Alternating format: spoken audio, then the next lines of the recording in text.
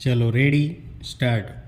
બચાવ પક્ષે જે સાહેદોની ઉલટ તપાસમાં વિરોધાભાસનો બચાવ લીધેલ છે તે બાબતે તપાસનીશ અધિકારીને ઉલટ તપાસમાં કોઈ જ સવાલો પૂછેલા નથી. વધુમાં ફરિયાદીએ પોતાની ફરિયાદને અનુરૂપ જુબાની આપેલ છે અને આરોપીને નામદાર કોર્ટ રૂબરૂ ઓળખી બતાવેલા છે અને પોતાની ફરિયાદ મુજબનો જ પુરાવો પણ આપેલ છે. વળી પંચ સાહેદોએ પણ બનાવની હકીકત જણાવીને પંચનામામાં પોતાની સહી ઓળખી બતાવેલ છે. આમ ફરિયાદીએ પંચો તથા સાહેદોની જુબાની સહિતના મૌખિક તેમજ દસ્તાવેજી પુરાવાના આધારે ફરિયાદ પક્ષે પોતાનો કેસ નિશંકપણે સાબિત કરેલ છે, જેથી કથિત આરોપીને કાયદામાં ઠરાવ્યા મુજબની મહત્તમ સજા થવી જોઈએ તેવી વિનંતી ગુજારેલ છે.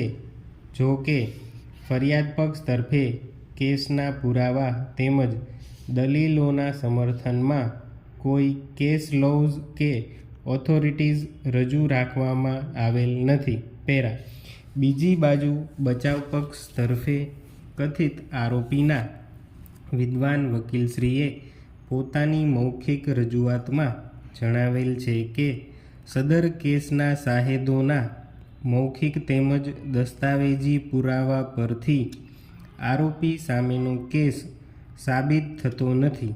સદર કેસના પંચ સાહેદોએ ફરિયાદ પક્ષના કેસની હકીકતોને સમર્થનકારી પુરાવો આપેલ નહીં હોવાથી તેમને વિમુખ થયેલા જાહેર કરવામાં આવેલ છે.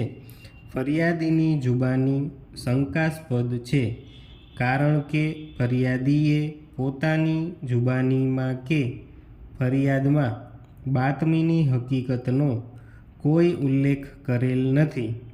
બાતમીના આધારે કાર્યવાહી કરવામાં આવેલ હોય અને જરૂરી પંચનામું કરવામાં આવેલ હોય તો ફરિયાદમાં પંચોના નામ સરનામા જણાવેલા નથી.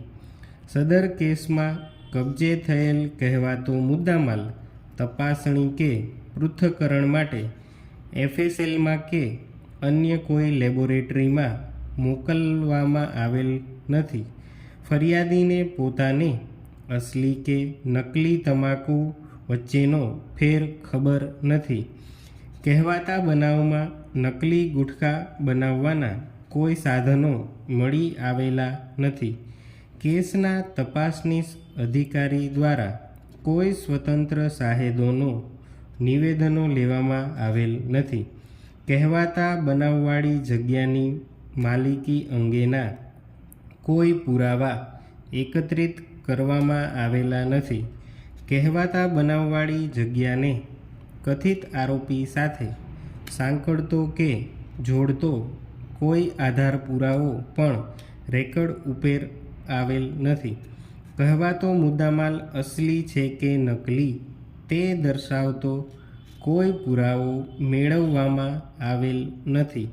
સદર કેસમાં બાગબાન કંપની રજિસ્ટર્ડ થયેલી છે કે કેમ અને તેના કોપીરાઇટનો કેવી રીતે ભંગ થયો છે તે દર્શાવતો કોઈ પુરાવો મેળવવામાં આવેલ નથી કે તે દિશામાં કોઈ પણ તપાસ કરવામાં આવેલ નથી. સ્ટોપ.